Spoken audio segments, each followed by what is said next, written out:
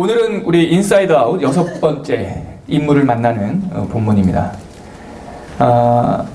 제목이 우리는 이제 부제목도 있고요, 타겟도 있고 그러기 때문에 오늘 처음 나오시는 분들은 주보에 있는 제목을 봐도 이게 뭐가 제목일까 이렇게 헷갈릴 수 있는데 큰 글자가 제목이에요. 우리 주보 한번 보시겠습니까? 주보 첫 번째 부제목이 뭐예요? 죽음의 문턱에서 어디에서 예수님을 만나요? 죽음의 문턱에서 예수님을 만나요. 제목은요, 절대 절망에서 절대 희망을 경험하라. 타겟은 누구입니까? 죄악의 무게에 눌린 사람에게. 모든 사람들이 다 죄악에 눌려 있죠. 그러니까 사실 이 말씀은 다 우리들에게 해당되는 말씀입니다.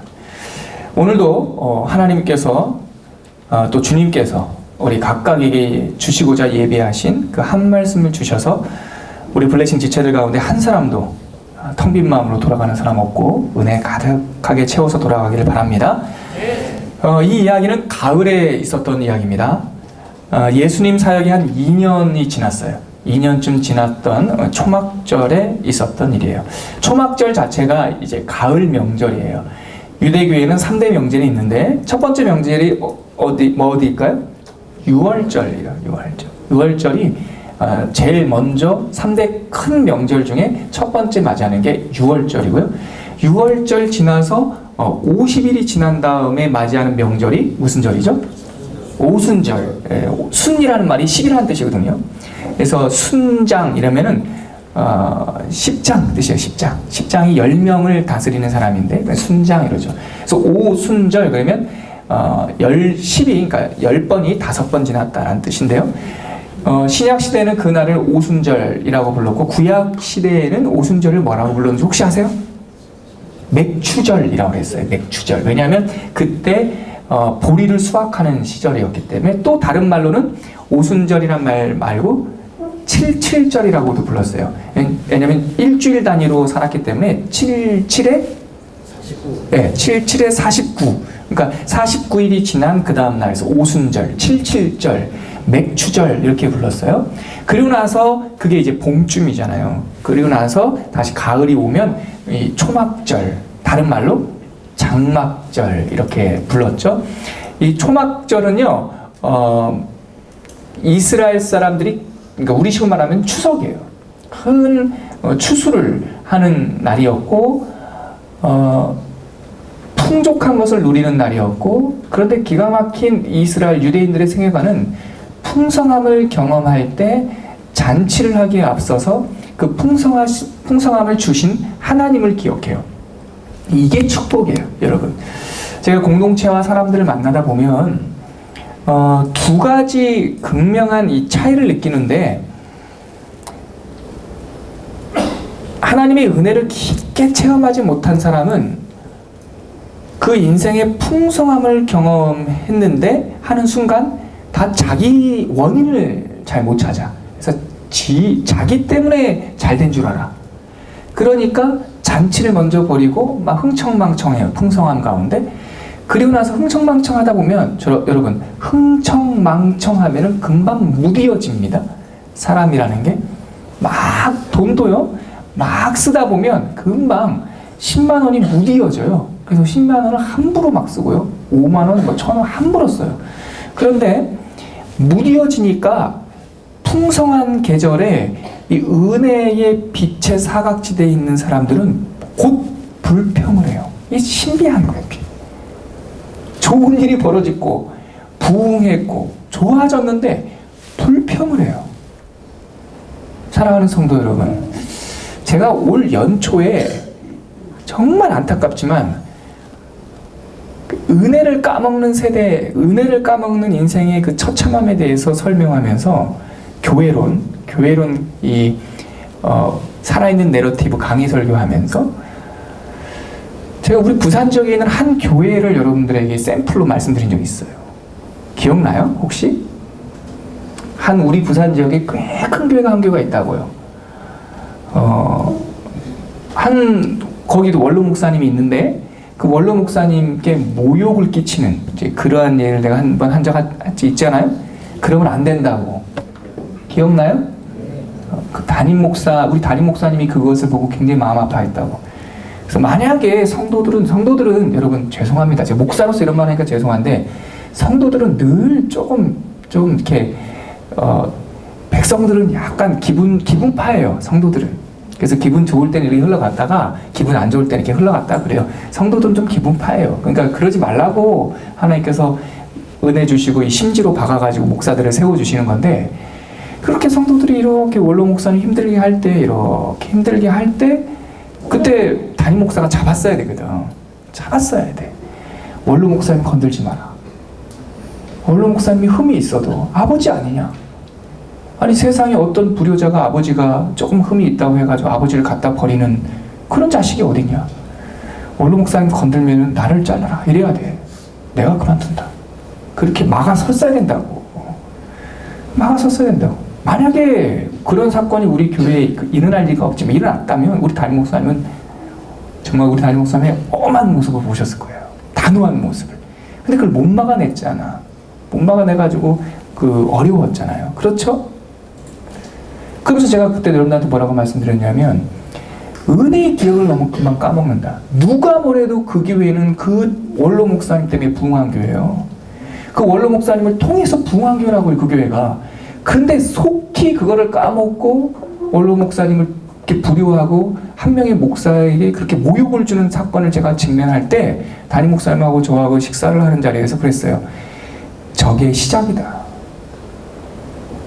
하나님의 마음을 기쁘게 하지 못하고 하나님의 마음을 아프게 하는 공동체에 은혜가 떠나버리면 어떻게 되겠냐. 큰일 났다. 지금 저 사건이 중요한 게 아니라 그 다음이 걱정이다 그랬죠.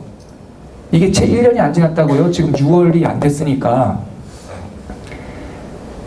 근데 큰 사건 났어요. 그 문제 말고 다른 바람이 불어치기 시작했어요. 저는 그런 걸 경험하면서 담임 목사님이 예언가는 아닌데 정말 성경에서 말하는 원리, 원칙, 초월적인 예언을 간과 있어요. 그런 거 예언 있는데 초월적인 예언을 구하기 전에 여러분 성경에 나오는 은혜의 원리를 먼저 깨달으세요. 이 은혜의 원리는 누구에게나 적용되는 거라고요. 여러분 감사를 까먹고 불평이 나와요.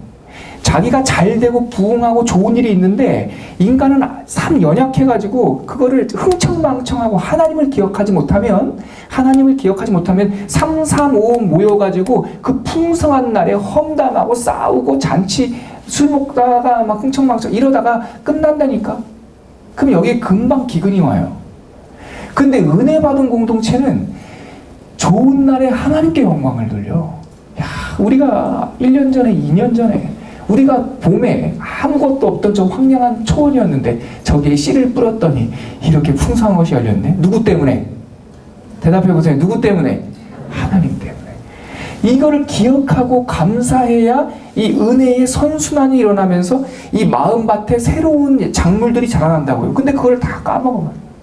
그래서 하나님께서 초막절이라고 하는 추석, 가장 큰 명절에, 풍성한 명절에 잔치하기 전에 스톱! 뭐라 그러냐면 너희들은 나무를 구해다가 광야로 나가 초막을 짓고 너희들 이스라엘 백성이 40년 광야 생활한 것 하늘에서 만나가 내려져서 그거 먹고 메추라기 먹었던 것을 기억해라. 그래서 이 초막절이라고 하는 축제는 광야로 나가는 축제고 잔치 벌이는 축제가 아니라 초막 조그마한 텐트를 짓고 거기서 고생하는 일주일 금식하고 거친 음식을 먹고 거기서 씻지도 못하고 그러면서 광야 생활을 반복하는 절기가 초막절이에요.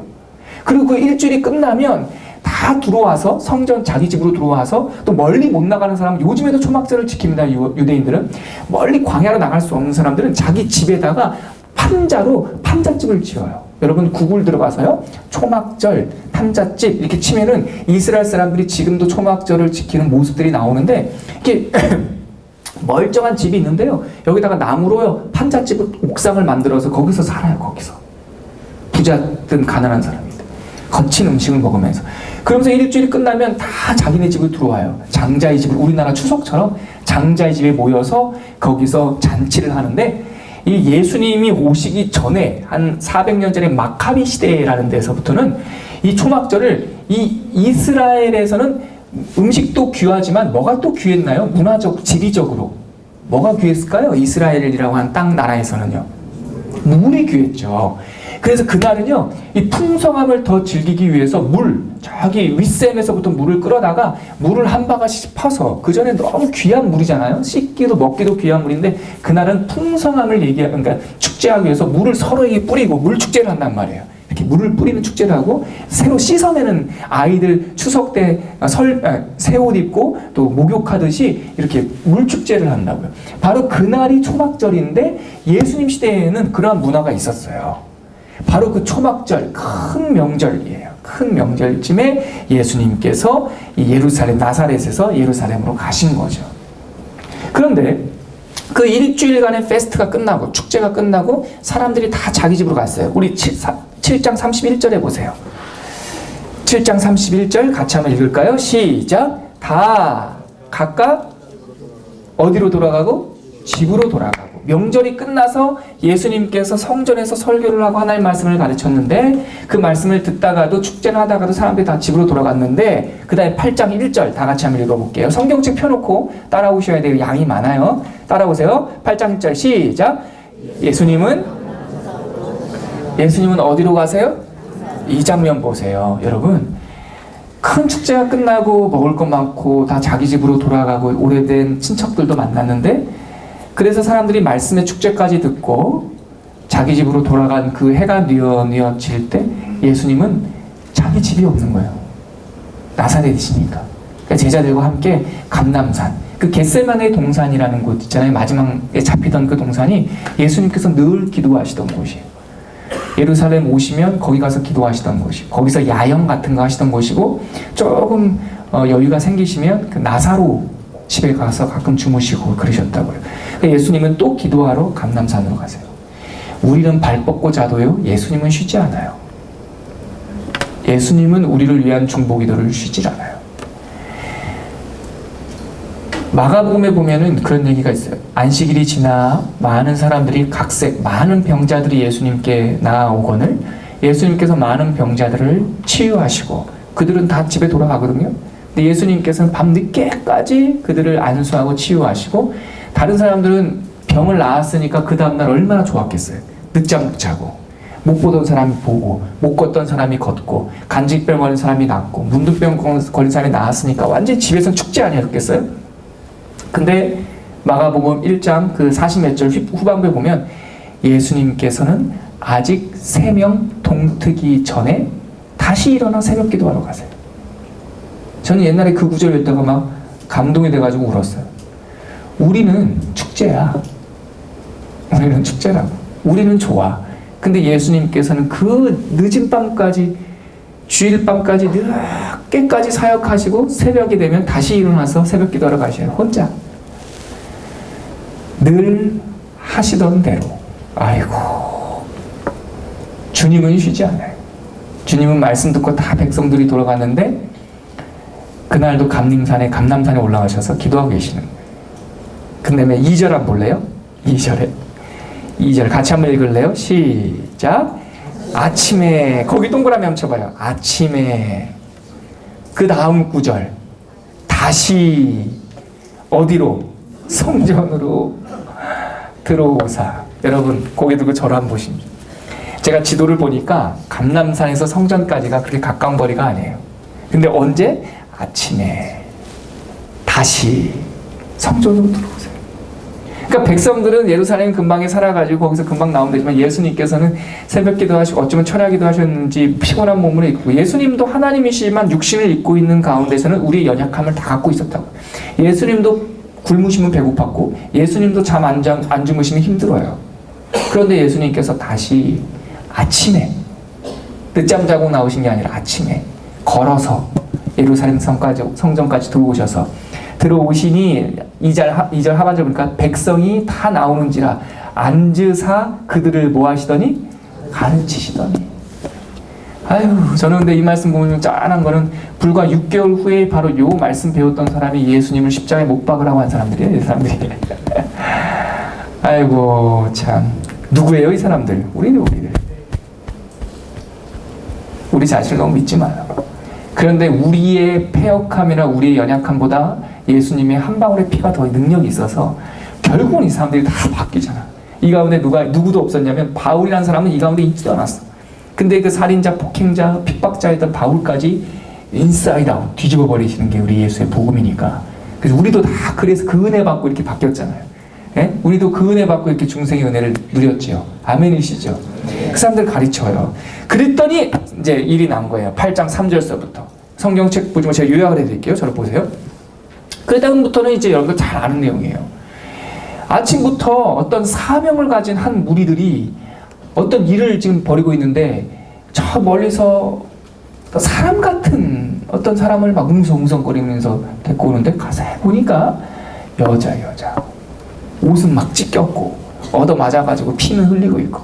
아니 목사님 그런 구절 없는데요? 아니 그랬어. 미드라시에 보면 가늠하다 여인이 잡히면 일단은 죽을 때까지 얻어맞아야 돼요. 그 자리에서 죽이진 않아. 흠씬 여자든 남자든 그 현장에서 잡히면 일단 폭행부터 시작해요. 그게 하나님을 향한 의라고 율법에서 가르쳤어요. 그리고 이 여인의 옷을 막 찢어요. 못 도망가게. 침을 뱉고 마지막에 죽일 때는 돌멩이로 쳐서 성 밖에서 쳐서 죽이라고 돼 있거든. 그러니까 여기까지 끌고 오는데 성한 몸으로 끌고 왔겠냐고. 보니까 여자는 옷이 반쯤 찢겼고 가슴이 드러나고 그리고 얻어맞아가지고 피가 흘리고 여자는 거의 기진맥진해가지고 힘도 없는 여자를 끌고 오고 있어. 거기 봐봐요. 3절. 이 느낌을 한번 가져봐요. 여러분 저랑 같이 본문 속으로 들어가세요. 3절 봐요. 서기관들과 바리새인들이 음행하던 중에 잡힌 여자를 모아와서 끌고 와서 데리고 와서가 아니라 끌고 질질질질 자기 발로 걸을 수 있는데 끌고 와요? 그리고 예수님 가운데 섰다라고 되어 있는 쓴 게 아니라 던졌다 원래 단어가. 쓰다, 던지다, 있다 같은 말인데 예수님 가운데 던지고 물어요. 서기관과 바리새인이라는 사람. 모세 율법에는 성경과 같은 그 권위가 있었어요. 예수님 시대 때는. 모세의 율법에는 음행한 사람을 죽이라고 돌로 치라. 5절에 보니까 돌로 치라 명하였거니와 어이 랍비 젊은 랍비 예수 그대는 어떻게 말하겠는가 이렇게 얘기하고 있어요. 왜냐하면 지금까지 예수님은 사랑과 용서에 대해서 쭉 설교를 하셨으니까. 근데 6절에 보니까 그들이 이렇게 말하면 뭐하를 얻기 위해서 고발할 조건을 얻기 위해서 예수를 시험함이더라. 6절에 보세요. 6절에 같이 한번 읽어볼래요? 8장 6절 시작. 그들이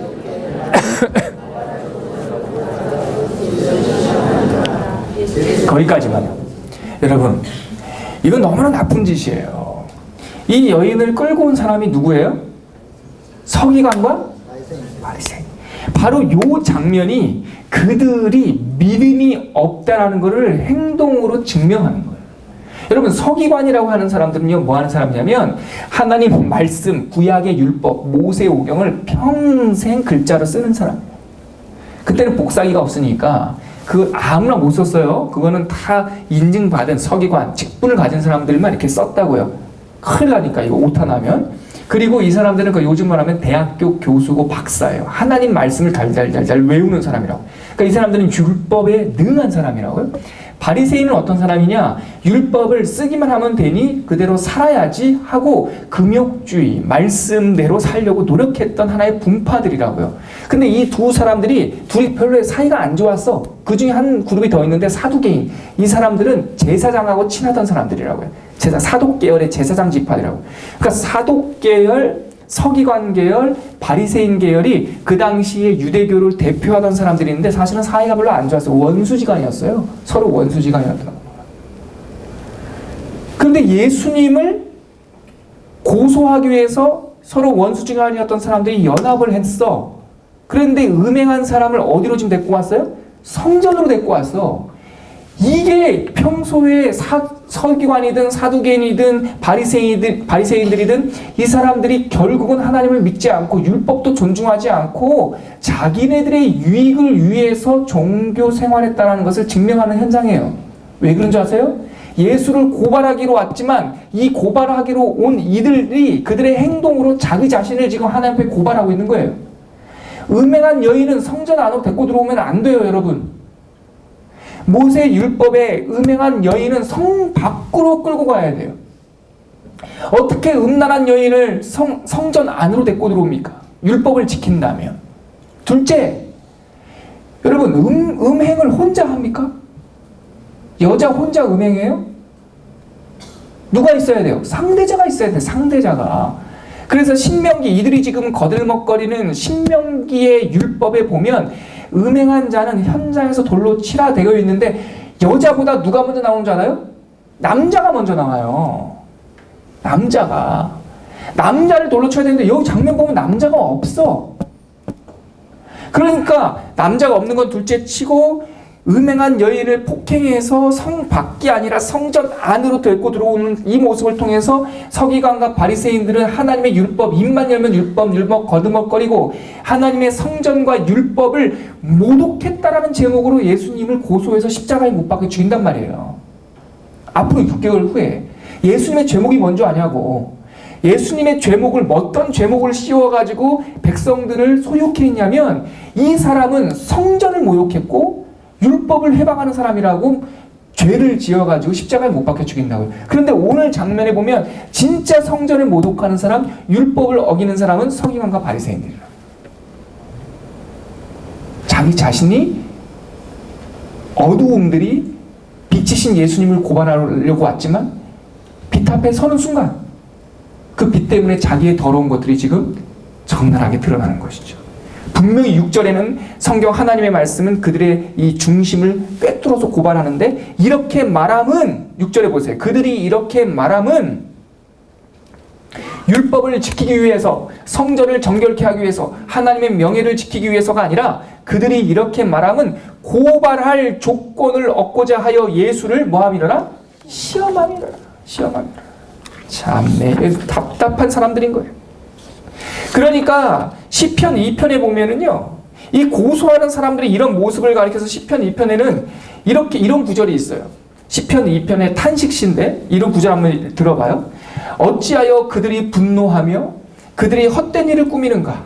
세상에 힘 있는 자들과 관원들이 서로 꾀를 내어 함께 꾀를 내어 여호와 곧 그의 기름 부음 받은 자, 기름 부음 받았다라는 말이 메시아라는 뜻이에요. 시편에는 기름 부음 받은 자라고 되어 있는데 이 말을 지금으로 바꾸면 그의 메시아, 그의 그리스도를 대적했다. 대적하며 그의 다스림에서 벗어나고자 하는도다. 하늘에 계신 이가 웃으시며 주님이 그들을 비웃으시리로다. 여러분 보세요. 지금 이들의 얼굴은 예수님을 고발하기 위해서 아침부터 대낮부터 일어나가지고 음행한 여인을 잡아다가 때려가지고 질질질 끌고 성전까지 들어온 이 사람들의 표정을 한번 상상해 보라고요. 이 사람들의 표정을 얼마나 분노와 불안이 가득했겠냐고요. 네? 그리고 이들이 지키고자 했던 것이 하나님의 말씀과 율법과 성전이었냐고요. 아니었다고요. 그러니까 그 모습을 딱 불안해하고 분노하는 그 모습을 보면서 시편 2편에서는 거의 예언과 같은 예언을 하고 있다고요. 어찌하여 그들이 분노하고 있냐는 거예요. 서기관과 바리새인들이. 그리고 그들이 헛된 일을 꾸미고 있는 거예요. 세상에 힘 있는 자들, 그리고 세상의 관원들, 서기관들이 서로 함께 꾀를 내어서 여호와 하나님과 그리스도를 대적하고 있다는 거예요. 지금 그들이 왜냐하면 하나님의 통치, 하나님의 다스림에서 벗어나려고 하나님을 대적하고 있다는 거예요. 딱 옛날 우리들 모습이에요. 죄인이었을 때 모습. 근데 그렇게 딱 하고 있는데 하늘에서는 뭐라고요? 하나님이 하늘에 계신 이가 그들을 보면서 뭐 한다고요? 웃고 계시다고요. 아이고 진짜. 그리고 주님이, 예수님이 그들을 뭐 하시리라? 비웃고 계시다. 내가 너의 중심을 안다. 그 예수님께서 땅에 앉으셔서 글로 쓰시는 거예요. 여러분, 이 사람들이 중요한 게 아니에요. 이 사람들이 분노하고 이 사람들이 속상해하고 이 사람들이 하고자 하는 것은 예수님의 빛에 비춤이 없는 사람들한테 드러나는 일반적인 증상이에요. 예수님 안 믿는 사람들한테 예수님 믿으라고 그러면 옛날에 버릇처럼 그 사람들이 하는 말이 이런 거 있었어요. 하나님을 나한테 보여달라. 그럼 내가 하나님 믿겠다. 그런 얘기 들어본 적 있어요? 보여줘도 안 믿어요. 100% 믿어요. 보여줘도 안 믿어요. 못 믿어요. 여러분, 하나님 보여주면 귀신이다 그럴 거예요. 하나님이 우주 공간에 어마어마한 흙덩이를 공중에 띄우셔서 1년에 한 바퀴씩 돌게 하고 있는데도 안 믿어요. 빅뱅 이론이니 뭐니 헛소리 하고 있어요.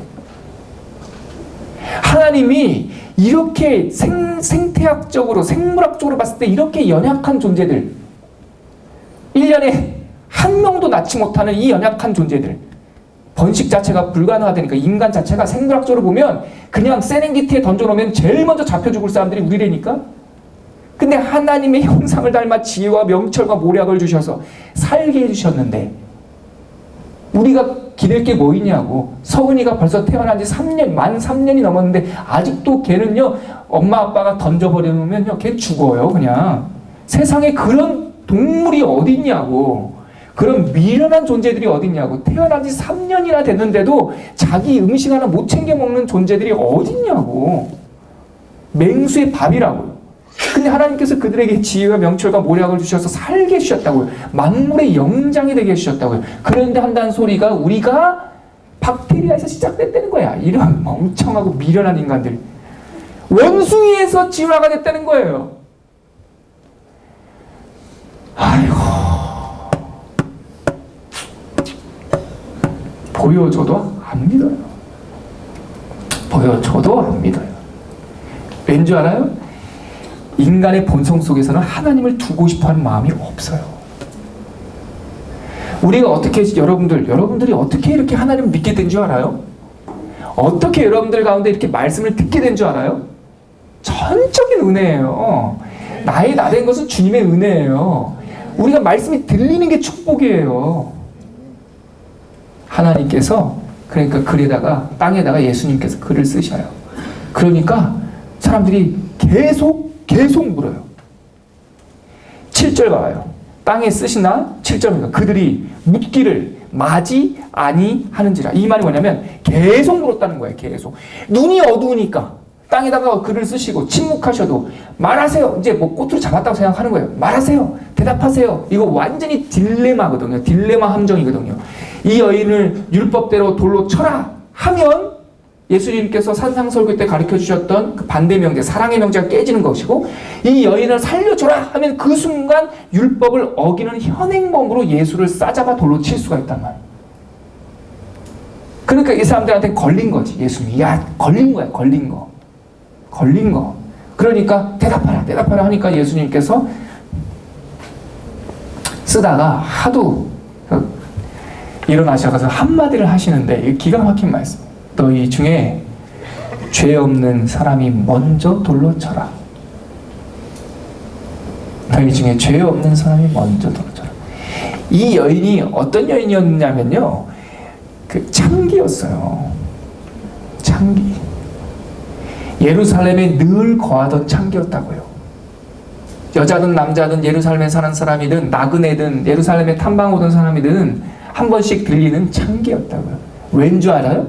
여러 학자들이 말하기를 아무리 이 사람들이 불법적인 목적을 갖고 있어도 현행범인, 음행하다가 현장에서 잡혀온 여인, 그것도 아침에 잡혀온 여인, 그리고 같이 상대방인 남자가 안 잡혀온 거를 주변에 있는 백성들이 아무런 문제제기를 안 하잖아요. 안 한다고 문제제기. 이 사람이 소위 말해서 간통이나 간음이었으면 남자가 같이 있어야 돼요. 그 같이 간음했던 남자를 함께 고소해야 돼요. 이 여인이 일반적인 집의 딸이었다거나 그러면은 이 여인만 죽일 수는 없어요. 상대 가치가 있어야 된다고요. 근데 없잖아요. 없는 거에 대해서 백성들이 어필을 하지 않잖아요. 이 여인은 많은 학자들이 말하기에 유대인 변방의 누구처럼, 라합처럼, 여리고성 성문에 살았던 창기 라합처럼 성 변방에 살던 누구? 직업적으로 몸을 팔던 창기였을 가능성이 굉장히 높은 사람인 거죠. 근데 그 창기까지 평소에 늘 있었는데 뭐를 위해서?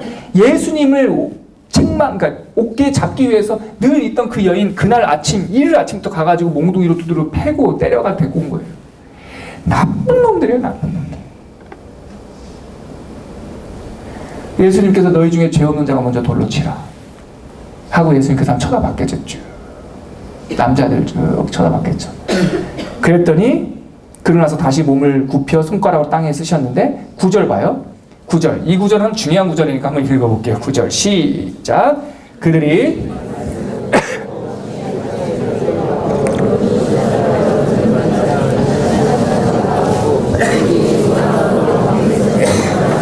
거기 봐봐요, 여러분. 그냥 우리가 많이 흘려 읽던 거죠. 어른에다 동그라미 쳐봐요. 어른으로 시작하여 젊은이.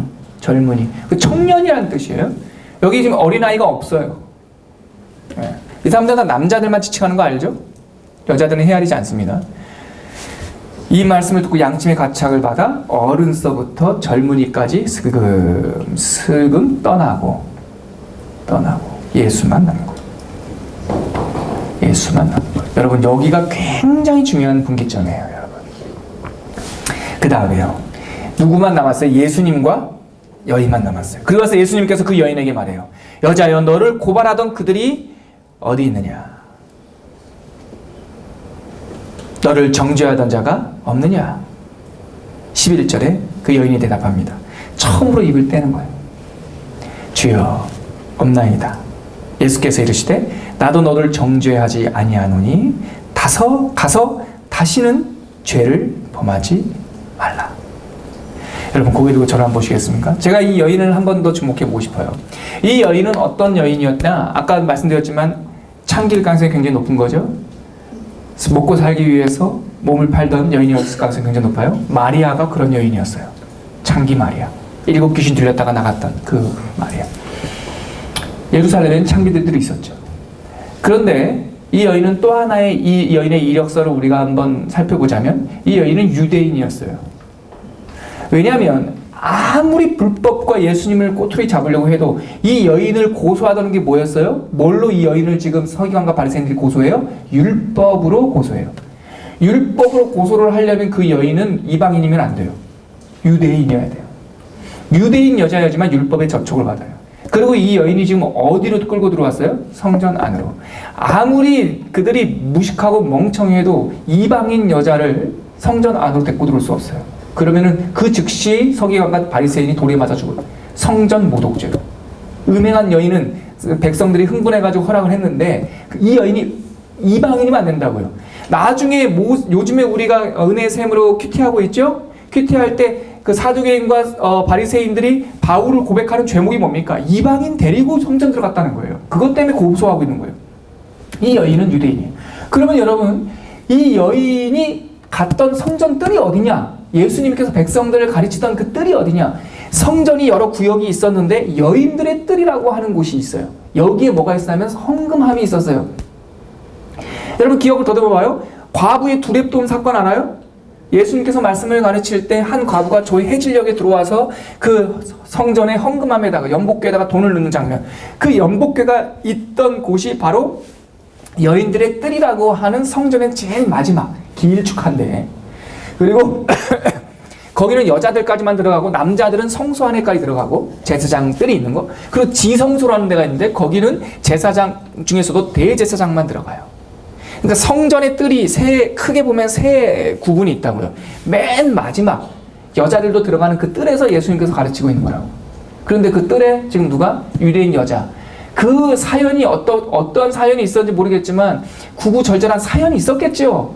몸을 팔 수밖에 없는 그 사연이 그 여인에게 있었겠죠. 근데 그 여인을 지금 이 성전 뜰 안에 데리고 들어오고 있다고요. 근데 여러분, 유대인 여자아이였다면 이 여인은 12살 반 되면 결혼을 할 수가 있었거든요.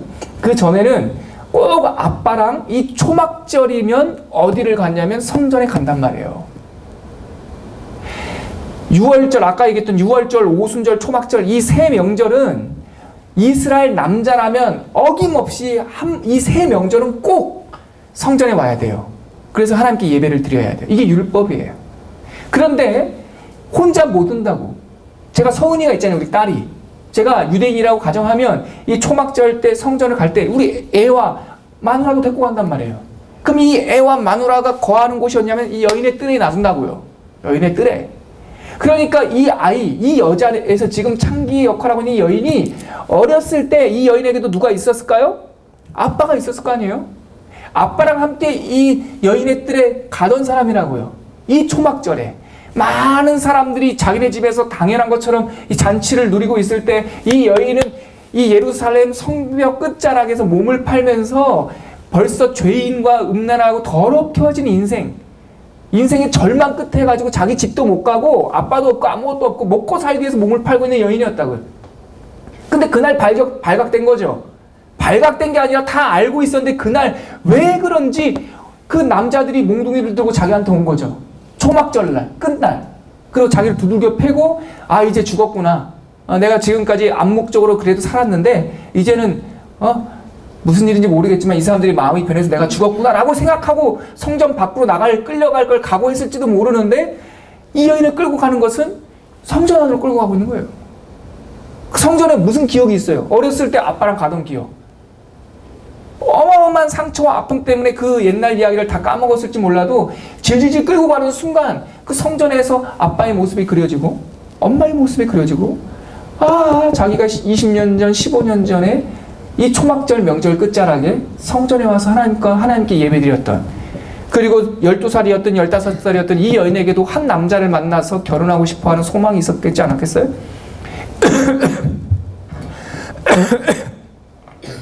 여인들의 뜰에서 여인들이 가장 많이 기도하는 기도 제목이 경건한 남자 만나서 결혼하는 것. 어쩌면 이 현장에 잡혀온 여인이 예수님과 단둘이 대면하고 있는 이 현장이 어쩌면 10년 전에 하나님 앞에 좋은 남자 만나게 해달라고 했던 기도처였을 수 있어요.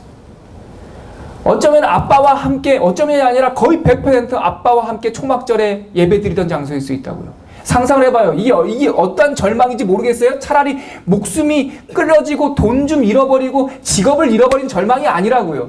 인생의 전체가 다 하나님 앞에 드러나는 자기의 감추고 싶었던 상처와 아픔들이 적나라하게 드러나는 순간이라고요.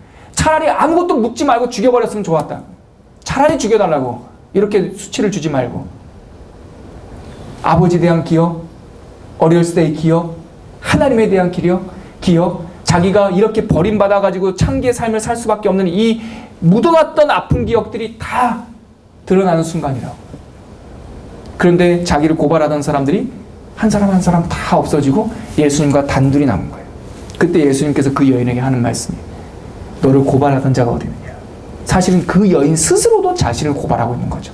나는 몹쓸 여인이야. 나는 저주받은 인생이야. 나는 안 돼. 나는 안 돼. 그리고 고발하고 있었을 거예요. 근데 이 여인의 입술에서 나오는 한마디가 귀해요. 주여 없나이다. 이 기가 막힌 말씀. 고발하던 사람이 없어요. 주님 앞에 서는 순간. 그때 예수님께서 이렇게 말해요. 나도 너를 정죄하지 아니하노니 다시는 가서 죄를 짓지 말라. 이게 복음이에요. 이게 복음. 여인이나 고발하던 사람들이나 다 죄인이에요. 여러분 이 장면에서 마지막으로 이거에 집중하세요. 고발하던 사람에 비해서 여인은 불쌍하게 여기지 마요. 여인도 죄인이에요, 여러분. 그렇게 살면 안 되지. 그렇게 살면 안 돼요. 죄인이에요.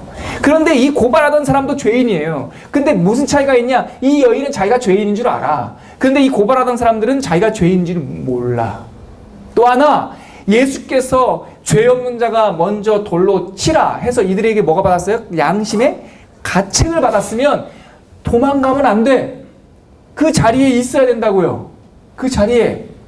양심의 가책을 받았으면 그 죄의 문제를 해결할 수 있는 분 앞에 있어야 된다고요. 그런데 이 사람들은 하나, 둘 예수를 떠나가요. 이게 저주예요, 여러분. 이 장면이.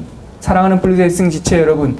이 장면에서 여러분들 중요한 영적 원리를 깨닫기를 바라요. 이게 저주야. 말씀이 들렸는데 말씀 때문에 하나님을 떠나가는 게 저주라고. 그 부자 관원 이야기 알잖아요, 여러분. 와서 예수님께 아주 고차원적인 질문을 해요. 영생을 어떻게 얻을 수 있습니까? 예수님께서 물어요.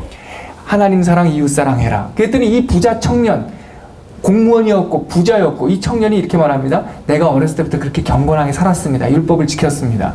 예수님께서 그 사람을 보시고 나서 한 말씀 하시죠. 너에게 한 가지 부족한 것이 있는데 재물을 다 팔고 나를 따르라. 영생의 길을 알려준 거 아니에요. Follow me. 나를 따르라. 그러면 영생을 얻는다는 거 아니에요. 그랬더니 이 청년이 그 다음 장면 봐요. 이 청년이 재물이 많은 이유로 근심하며 뭐 했더라? 떠나갔더라. 그러니까 예수님께서 그 뒷모습을 보면서 혀를 차시면서 안타까워하시면서 부자가 천국에 들어가는 게 얼마나 어려운가. 근데 그건 부자만 들어가기 어렵다는 얘기 아니에요. 가난한 사람은 자연적으로 프리패스란 말이 아니라고요. 가난한 사람도 예수를 떠나가니라. 가난한 사람이 묻습니다. 예수님, 어떻게 하면 영생을 얻을 수 있습니까? 너에게 한 가지 부족한, 하나님 사랑하고 이웃 사랑해라. 다 했습니다. 다 했는데 지금 가난합니다. 너한테 다시 말하노니 너한테 하나 부족한 게 있는데 너 돈에 얽매이지 마라. 돈이 없다라고 부자유하지 마라. 그 돈에부터 자유하고 나를 따르라 했더니 이 사람이 말하기를 가난한 고로 내일 밥 먹을 게 없으니까 일하러 예수님을 떠나가니라. 예수님이 그 뒷모습을 보면서 이렇게 말씀하실걸요. 가난한 사람이 천국 들어가기가 얼마나 어려운지. 먹고 살기 바빠서 예수를 떠나는 순간 예수님 말씀을 듣고 그 사람들이 양심의 가책을 받아서 하나님 앞에 무릎을 꿇고 회개하고 뉘우치고 살 길을 방도를 찾아야 되는데 예수님을 떠나가요. 이 사람들이 6개월 후에 예수님 못을 박아요. 근데 예수님 앞에 남아있던 한 여인이 있어요. 그 죄인. 수단해냈던 그 죄인. 그 여인은 너무 얻어맞아가지고 절대 절망 속에 있어가지고 도망갈 힘조차도 없는 거예요. 여러분, 도망갈 힘이 없는 게 은혜예요, 여러분.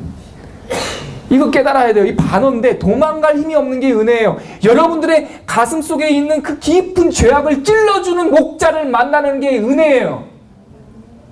도망가지 말란 말이야. 도망가지 말란 말이야. 계속 거짓말하지 말란 말이야.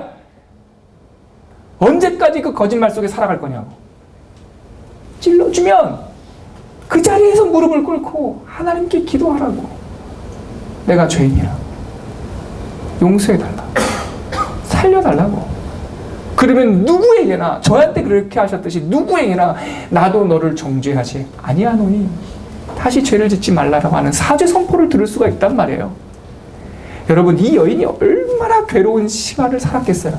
지금 이 순간도 괴롭지만 창기로서 살아왔던 그 시간들이 얼마나 괴로웠겠냐고요.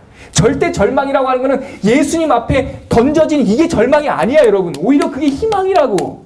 절대 절망이라고 하는 것은 뭐냐면 거짓말 가운데, 음란한 가운데 먹고 살기 위해서 인간의 존엄성, 하나님의 피조물의 존엄성을 던져버리고 살았던 그 지난 시간이 절대 절망이에요. 거짓말하고 살았던 그 시간이 절망의 시간이라고. 예수님 앞에 서는 거는 절망이 아니에요. 희망의 시작이지. 사랑하는 성도 여러분, 저도 흠이 너무 많아요. 지금도 너무 많아요. 지금도 이쁜 여자 보면 마음이 막 동하고요. 지금도 돈 좋아합니다. 그러니까 기도하는 거 아니에요? 쓰러지지 않기 위해서. 제가 이 여인의 마음까지는 아니지만 조금 느끼는 그 부자유함의 경험이 있어요. 비슷하게. 제가 중학교 때요, 한 여인을 되게 좋아했어요. 중학교 2학년 때. 되게 이뻤어요. 그래서 그 여인 때문에 교회를 꾸준히 다녔어요. 여인이라고 하니까 좀 그렇다. 중학교 2학년이. 근데 이 여자애가 너무 좋으니까 그 우암교회라는 교회를 내가 가가 초등학교 2학년 때 예수 믿다가 내가 그 여자 때문에, 여자 힘이 너무 세. 그 여자 때문에 내가 교회를 옮긴 거 아니야. 걔네 교회로. 개척교회인데. 너무 좋다 보니까 서로 또 데이트도 했지 않았겠어요? 손잡고 놀이터에서. 근데 걔는 쌀집의 딸이었어요. 밑에는 3층 집 흰색 이 타일로 이렇게, 지금도 잊어버리질 않잖아. 거여도 시장 가는 길목에 3층짜리 건물이었는데 그 집 주인이었어. 그 아빠가 1층에는 쌀집을 했고 2층에는 세를 주고 3층에는 걔가 살았는데, 우리 집은 그때 지하 단칸방 살던 시절인데 그래도 피부 하얗게 생겼으니까 이렇게 얘기하다가 아빠는 우리 집은 쌀집 하는데 너는 뭐해? 내가 아빠가 없으니까 아빠 얘기 못하고 엄마 얘기를 했는데 난 엄마만 있어. 여기는 뭐 나 우리 어머니를 존경하고 했으니까 그냥 엄마만 있어 했는데 뭐 하셔? 묻는 거예요. 제가 거짓말을 했어요. 우리 엄마 학교 선생님이라고.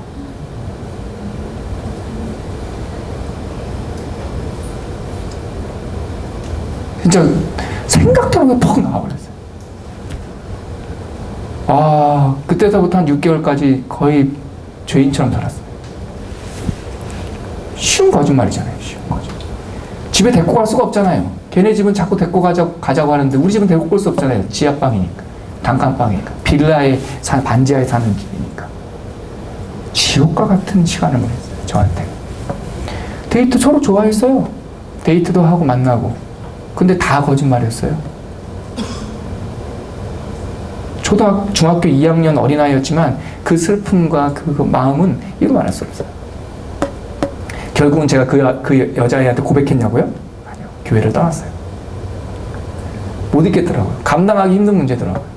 그래서 결국은 조용히 정말 죄인처럼 범죄자처럼 조용히 그 교회를 떠났어요. 그리고 우리 어머니를 나중에 내가 전도했던 일심교회라는 교회로 제가 옮겼죠. 혼자. 그때 기억이 나요, 여러분. 근데 여러분, 철없으니까 한 소리죠. 지금은 우리 어머니가, 그때 우리 어머니 파출부셨거든요. 남의 집 설거지 하시는 분이셨거든요. 근데 지금은 우리 엄마 안 부끄러워요. 자랑스러워요. 그리고 그렇게 살았던 그 모습이 지금 생각해보면 그 아픔이 지금도 절절히 와요. 여러분들 중에 지금도 그렇게 살고 있는 사람들이 있어요? 제가 말씀드리는데 정죄하지 않아요. 괜찮아요. 근데 이제는 그렇게 살지 마요. 괜찮아. 아무도 관심이 없어. 지금도 서울에 무슨 대 나왔다고 뻥치는 사람 있어요? 아니, 괜찮아. 근데 뻥치지 말지. 안 해도 돼. 왜냐면 관심이 없어. 벌써 졸업해도 20년 전에 졸업했을 텐데 졸업장도 없잖아. 다 이제 졸업장을 실제로 받았다 하더라도 그거 조매 먹고 없을 정도의 시간이 지났다고. 근데 왜 지금까지? 왜 그러냐? 자유하라고. 주님한테 떠나가지 말고 주님 존전 앞에 좀 자유하라고. 이 사람들아, 나도 너희를 정죄하지 않으니 다시는 죄짓지 말라. 그 말씀을 들으라고. 절대 절망이라고 하는 것은 그대가 없는 게 절대 절망이 아니야. 나도 없어. 나 월세 산다고 그랬잖아. 절대 절망이라고 하는 것은 그대들이 못 배우고 뭐한 거, 혹시 여기서 부산대 교수도 있고 하지만, 의사도 있고 하지만, 그냥 제 예를 들어 아주 아주 낮은 그 예를 드는 거예요. 그런 게 절대 절망 아니에요. 감추고 있는 게 절망이에요. 하나님을 떠난 게 절망이에요. 여러분, 괜찮으니까 주님 앞에 나오세요. 그리고 고백하세요. 그 옛날에 그런 마음들, 우리 부족했던 것들, 저처럼 중학교 2학년 때 저처럼 막 꾸미고 싶고 그냥 이러고 싶었던 것들 하나님 앞에서 그냥 다 내놓으세요. 괜찮다고. 상처받았던 거 다 내놓으세요. 주님의 빛이 임할 거예요. 제가 마지막으로 12절 말씀 한번 읽어드릴까요? 이 일이 있은 다음에 예수님께서 이 여인에게 하신 말씀 한번, 성경 있는 사람들 다 펴놓고 저랑 한번 읽어요. 같이 12절. 자막에는 없어요. 같이 읽을게요. 시작. 예수께서 또 말씀하여 이르시되 나는 세상의 빛이니 나를 따르는 자는 어둠에 다니지 아니하고 생명의 빛을 얻으리라. 할렐루야. 나는 세상의 빛이니 나를 따르는 자는 더 이상 뭐하지 아니하고 어둠에 다니지 아니하고. 그 정도가 아니라 세상의 생명의 빛을 뭐하리라? 얻으리라. 생명의 빛의 소유가 된다는 거예요. 여러분, 그러한 인생으로 초대받아서 축복합니다. 네. 여러분들 빛을 소유하셔서 축복합니다. 이제 어둠의 시절은 지났습니다. 주님 앞에서 자유하십시오. 주님 앞에서 그 빛의 초청을 허락하십시오. 도망가지 말고 주님의 발치 밑에 그냥 그 상태 그대로 그냥 쓰러져만 계셔요. 그러면 주님의 은혜 가운데 중생과 회복의 은혜를 경험할 줄 믿습니다.